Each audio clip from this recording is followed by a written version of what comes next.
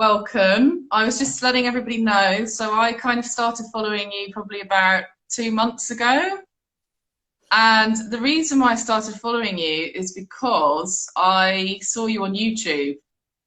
And I know that you do a lot of YouTubes. So I'm setting up my own art business, as you know. I'm Laura Harris, everybody. I'm based in London, UK. And so I was looking for videos on YouTube about people who are running their art businesses, and yours came up, and it was so useful and so helpful. So that's how I discovered you. So Allison, thank you for joining me today. We will have 30 minutes of fun Instagram Live questions and answers, basically. And I know that a lot of people are following you, so welcome to all of your people as well this evening.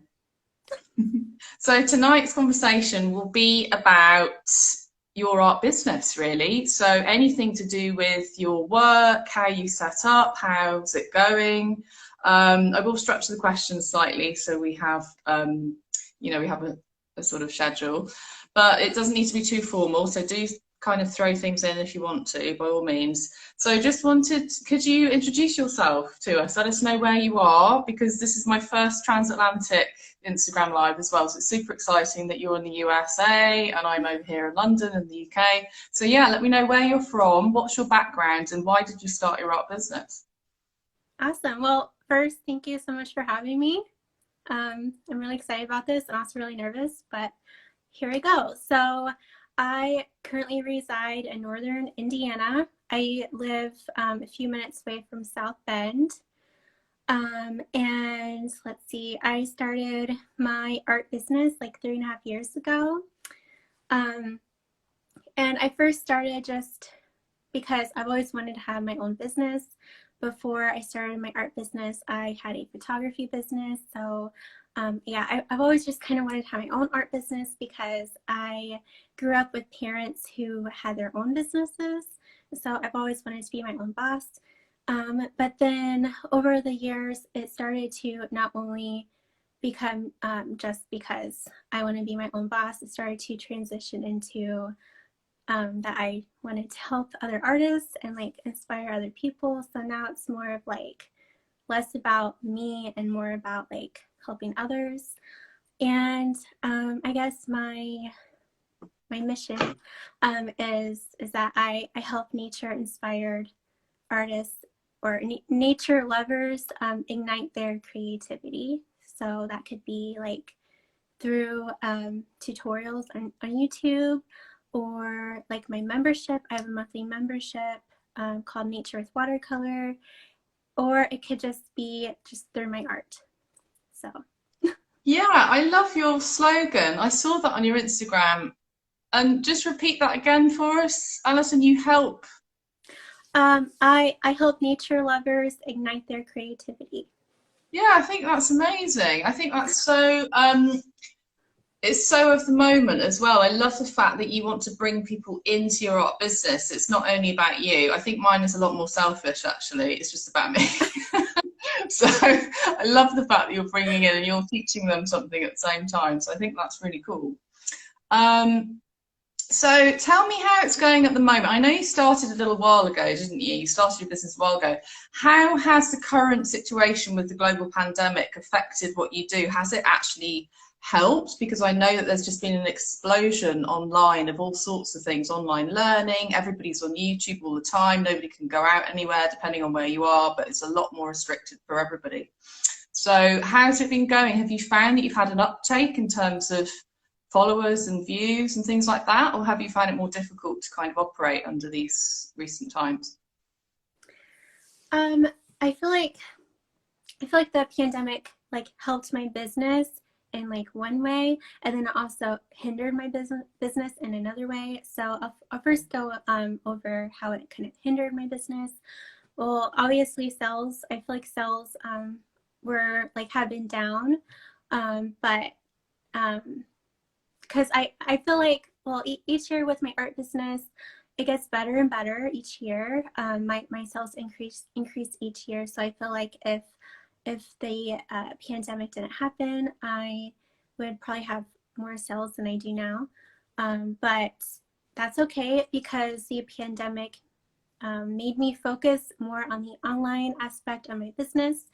Um, because last year, or like previous years too, I focused a lot on markets. And so this year, I only had one in January, and that was like my only one, of course, that I did this year. And so um, that gave me an opportunity to focus more on creating more YouTube videos and also building a monthly membership for nature inspired watercolor artists. I feel like if the pandemic didn't happen, I would probably be doing lots of holiday markets right now, and I would probably have done a lot of markets this year, and so I wouldn't have been able to put as much time into my online presence or like my tutorials on YouTube or my monthly membership. Yeah, absolutely. And so I know that you started a course recently, and would you have done that kind of, with a small group or one-to-one kind of in your studio, or would that always have been online? So I just wondered about that course that you created. Are you talking about my membership, like my monthly membership? No, I think wasn't there a special watercolor course that you were doing, or was that my imagination? I did make like a beginner watercolor class. Yeah, and is that online, or would it have been offline if it was, nothing to do with the pandemic? What I just wondered, would that have Oh, been kind of um, face to face in your studio, or? well, I feel like it would be really cool to do like in-person classes. I was Yeah. actually planning on doing like in-person classes with some local businesses before the pandemic happened. Um, but I've never done them before in person, but that was kind of like a plan that I had Yeah. for this year, which of course changed. But yeah, I Yeah. feel like maybe when all this is over, that I will try out some like in-person painting classes. I feel like that would be a lot of Yeah. fun. Fingers crossed. Yeah. Absolutely. Um, so what else can I ask you? So you've seen some benefits in terms of, yeah, how the pandemic has affected what you do, but also some negatives. I guess that's the same, isn't it, for a lot of us? It has maybe there's less distractions, we're able to focus a bit more, but then we have to think about how can we, show our work to people. I mean, online is fantastic, but it does heavily rely on the equipment that people have, a mobile phone, a cell phone, a laptop, I don't know. I mean, they have to have some sort of technology, I guess. And some people don't have that technology. So, yeah, it's interesting how we all have to adapt to that. So what else was I going to ask you? I wanted to ask you a little bit about kind of travel. So before coronavirus came, did you travel a lot with your job? Did you go and meet other people? Did you go? I know you mentioned doing markets and things like that. So I just wanted to ask you, what would you have been doing this time last year? Would you have been traveling around quite a lot? Oh yeah, this time last year I did a lot of holiday markets. So yeah, Yeah. I'm definitely not traveling nearly as much at all. And Wow. like traveling, I guess for my business was basically markets, like doing markets. I didn't really do a lot of like art shows. I did do maybe a few, but I prefer to focus more on markets. Yeah, and just because we're in the UK, so market might mean something different. So what kind of markets were you doing? Were there other artists there? Were they quite, other crafts people there? What kind of setup was it? And how many other people were there? And did people have to pay to get in, or was it free to get in? And then you'd offer them something. Just wonder how that works. Yeah, so the markets I like to do are like high-end craft markets or like high-end uh, makers markets. Um, so a lot of those markets had other artists, but also different kinds of small businesses that have like high quality products. And I, I, I really want to try like art fairs, which Yeah. are basically only artists and and just, yeah, I really want to try those, but I feel like a lot of my business is focused on not only original art, but also like different kinds of products.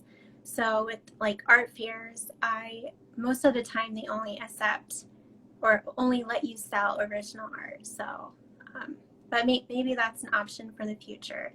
We'll see. Yeah, absolutely. I mean, there are some amazing fairs in the UK and in Europe if you wanted to eventually travel a bit further afield. I can think of one in London that's amazing called the Other Art Fair. And there are so many other fantastic fairs as well that I think you'd be perfect for.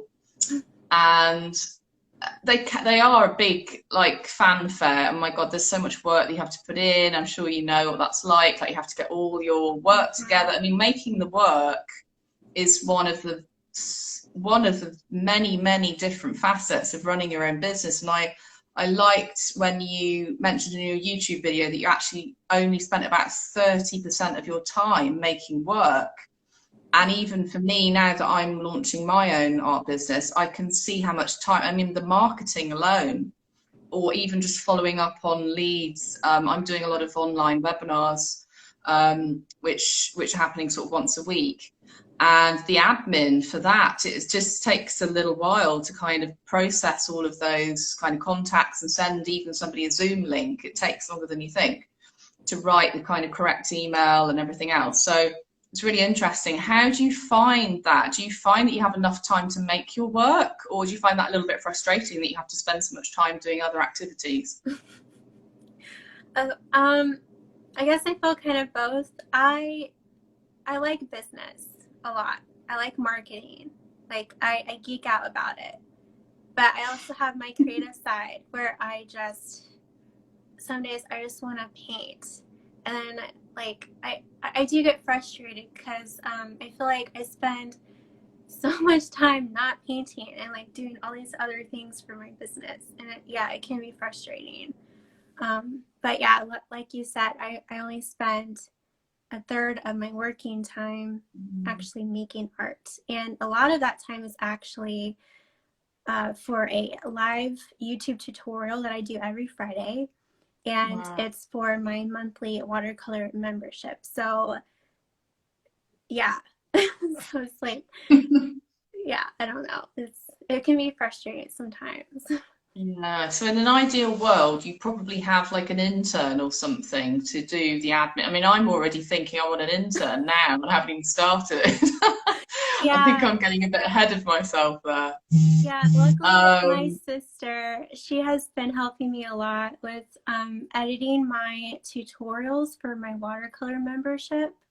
So that like saves me like 8 hours, 8 to 10 hours a month.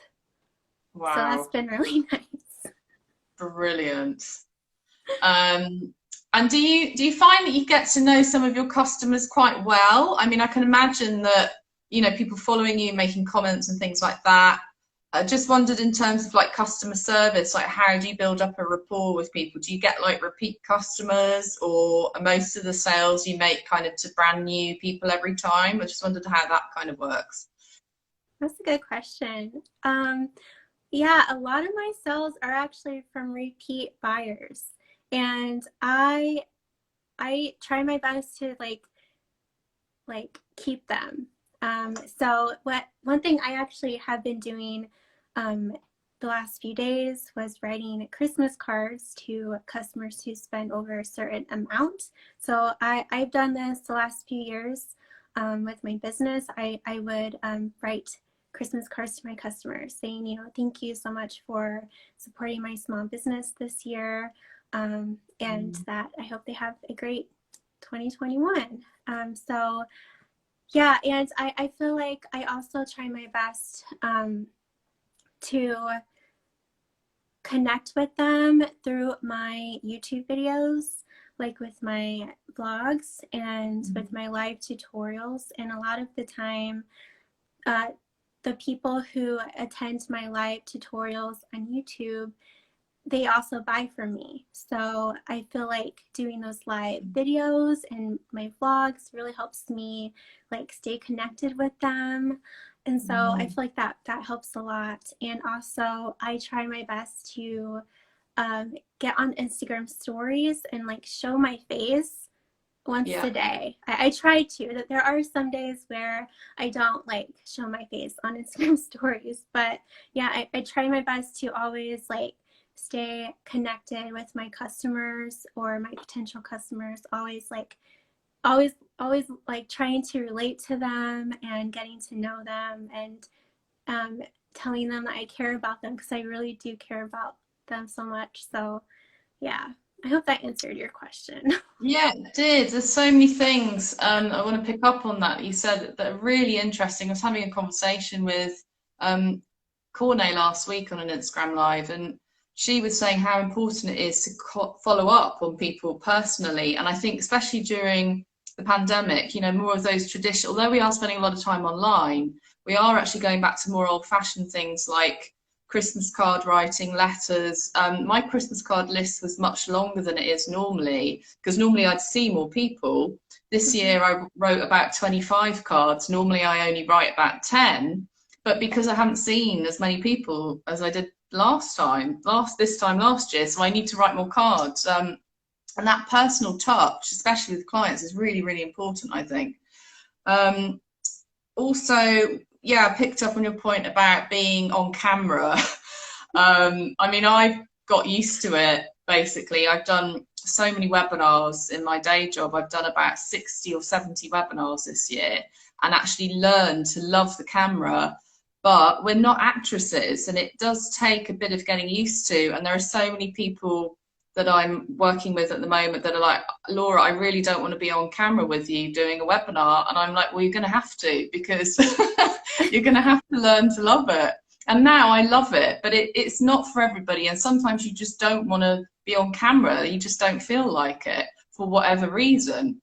So it is, yeah, it's a sort of it's a catch-22 situation, isn't it? You know you have to do it, but sometimes you really don't want to. But it's the main way that we can contact and communicate with people at the moment. So it's even more important than ever before.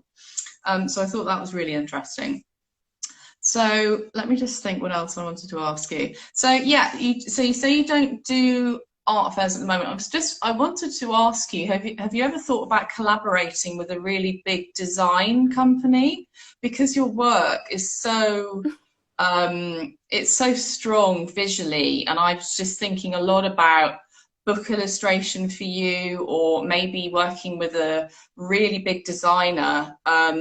I just wondered, you know, if you thought about that for future kind of collaborations, or whether you wanted to keep it very much, you know, business that you're kind of in control of at the moment. Yeah, I have thought about that a little bit. I feel like that would be a lot of fun to collaborate with a company and design something. But yeah, I haven't really looked into it for a short-term goal yet.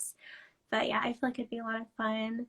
And I have thought about maybe in the future, I guess not really illustrating a book, but like publishing some kind of book maybe. But I feel like that would be way in the future. But I think it would be more like, let's see, like a watercolor book, like how to watercolor or something like that with, I don't know.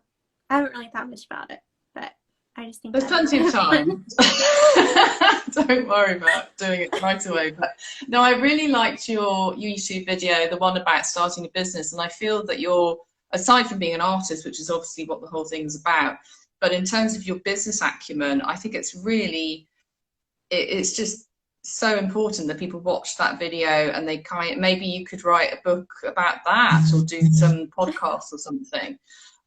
Because the business advice you had was really quite, I thought it was quite superior, you know, in terms of the content. You were talking a little bit about platforms like email marketing systems, and there was a whole range that you'd used or thought about using that I hadn't heard of. So that kind of level of detail is really important, especially women in business as well. I think, you know, there are lots of people in business, but they're all maybe a bit older, and you just look at them and you just think, my God, I'm never going to be that successful. You know, people that are CEOs of companies or that started their business 20 years ago. But everyone has to start somewhere, and I feel like having a young woman kind of, you know, really out there who's you set up your business a while ago now. I just think it's really inspiring for all of us kind of starting out. So I think that's something else that you could, another avenue that you could think about going down as well. Yeah, In terms of I have been thinking about trying or like starting coaching, like coaching other artists, but I feel like I get imposter syndrome when I think about that. But I would really like to someday help other artists like with their businesses. As for writing a book about it, maybe, yeah, in the far future. That would be really cool. Absolutely, I can see it. I could see a book inside you. Like apparently, there's a book inside all of us. I love that. That's like a famous quote or something.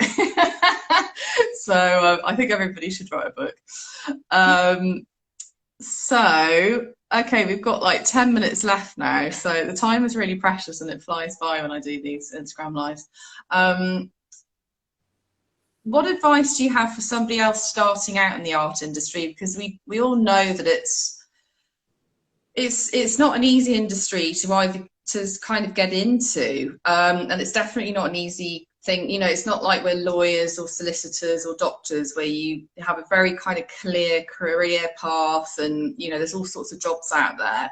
So, what advice do you have, Alison? Do you have like any kind of suggestions for people to do some research, or is there anything that they should study, or any kind of platforms that they should follow? Do you have any kind of suggestions for people that are just starting out in the industry, in the art industry?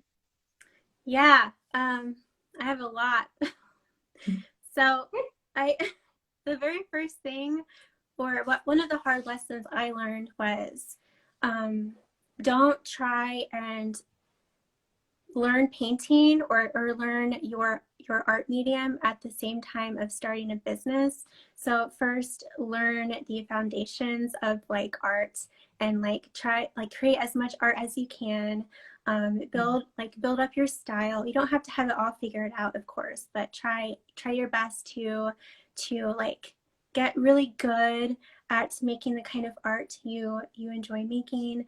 And then once you feel like you have a good collection of artwork you like and you feel like you're ready, then you can then begin to start an art business. So I wouldn't suggest like, oh, I'm going to try painting today for the first time, and then the next day be like, I'm gonna open an art business. Like you're like building two big bridges at once. So you first want to build that art foundation bridge first, build up your style, your art style.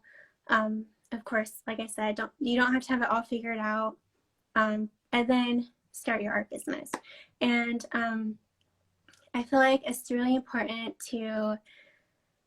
I've talked to artists who want to start an online shop, and they always feel like they have to have all these different kinds of things in their shop, but really you can just have like one thing, or like a small collection of paintings. You don't have to have all of these different things, because I feel like with social media, we're always seeing what all of these other artists are doing.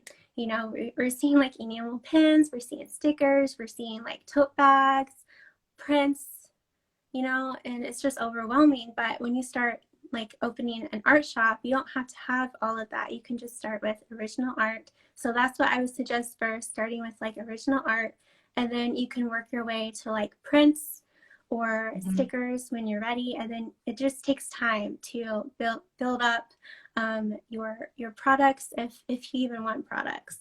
Some artists, they just sell like originals and prints, but gosh, I feel like I have so many other things I would suggest. Oh, and starting an art business, at least from what I've learned, it's good to build your foundation first.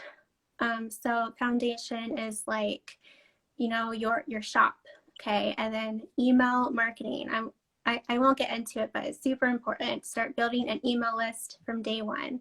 And of course, like one social media platform. But if you had to choose between um, building a collection of art to sell and then posting on Instagram every day, I would suggest building that collection to sell. I feel like growing an Instagram, it is important, but I feel like a lot of us, we spend so much time on Instagram and it's like a rabbit hole and we waste so much time and we're always feeling pressure to post every day. And it's important to post every day when you first start, but I feel like we shouldn't, like we just need to be really mindful of the time we have. And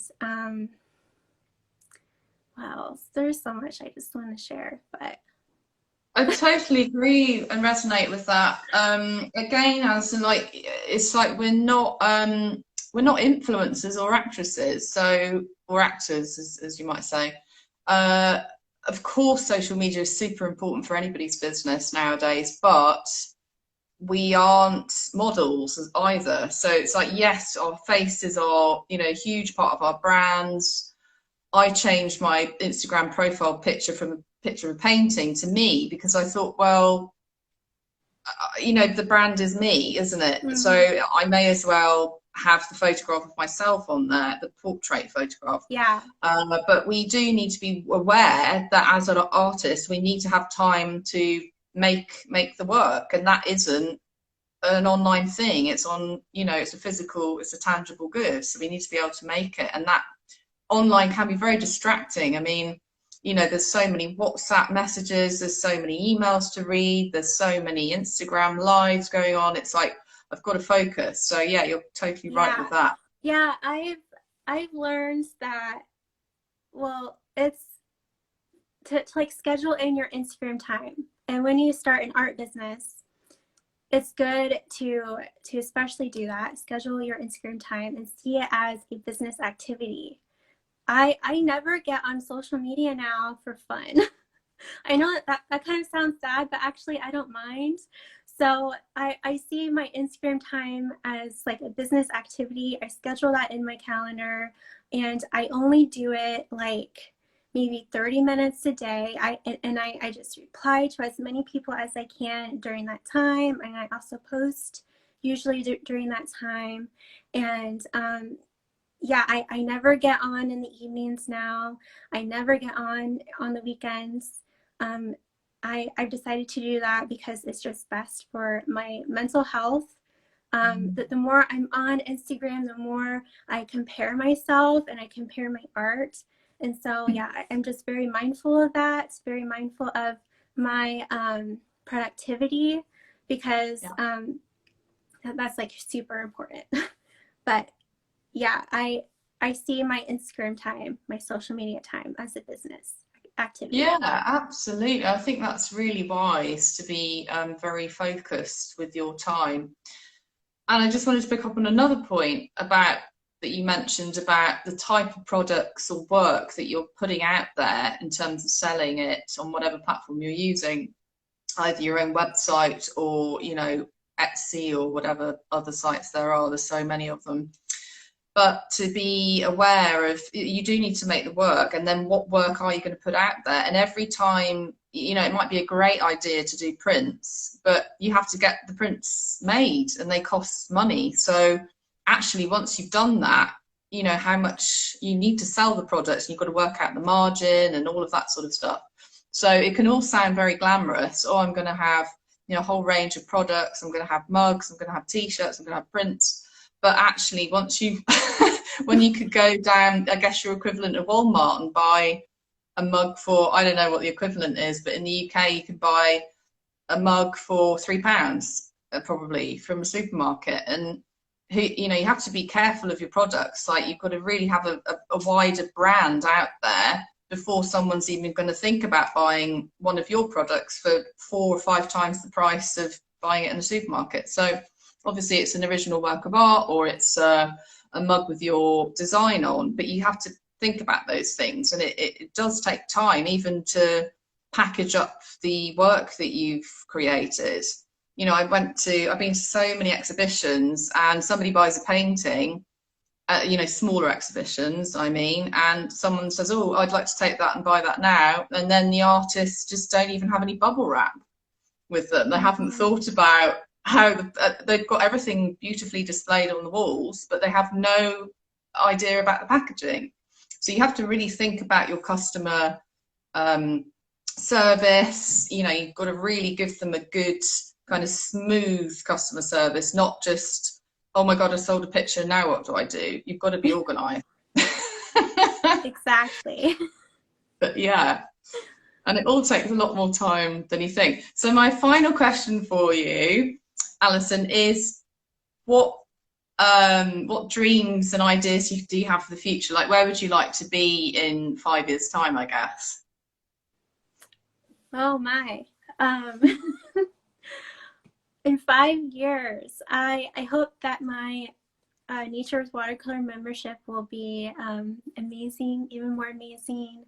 I hope that I can by then help other artists with their art businesses, maybe like maybe do coaching, but maybe also have like some kind of online course for them. And by then, I've kind of toyed with the idea of like having my own like brick and mortar shop, but I feel like I would have to find the right like place, make sure that it would do well, make sure that there's a need for that kind of thing. And I just feel like maybe that wouldn't happen, but it is kind of like, oh, maybe someday. So like I guess like a store for not only my art but other people's art and products, and to help other small business owners like that. Yeah, so the Allison Lyons Academy. I can see it. No joke, no joke. Yeah, that would be really cool. I can see that. And yeah, I love the way that you're supporting other artists as well. And like I said, all of the information that you've got out there with your business advice, for me, has been super useful. So that's the end of 30 minutes. I don't want to let you go, but I guess, you know, you've got your art business to run. So yeah, I do want to say hi real quick to some people. Hi, yeah, Claire. of course. Claire and Quinn. Do. Claire and Quinn was here. Let's see who else. Eva, Laura. Hi, Laura. Hi, Marie. Okay, Des. Hi, everyone. Thank you for watching. Hi, Heather, Ashton, Kizzy. Okay. Yeah, no, it's so lovely to have everybody follow us, and thanks to mine. I hope they're still here. They might have left, but I saw Patrick and James and Gokhan. Thank you all so much for joining us this evening. So yeah, thanks, Alison. Hopefully we can do this again, maybe in 3 or 6 months' time, and have a catch up. It'd be great. Oh, I would love that. This was so Yeah, much let's fun. check I in was again. so nervous about this. I'm still kind of nervous, but yeah, it was a lot of fun. No, you were fabulous. No, it didn't come across as nervous at all. So, all right. All right. Well, listen, thanks so much, and good luck with everything, and I'll see you really soon. Thank you. Thank you for having me. Bye. Bye. Bye.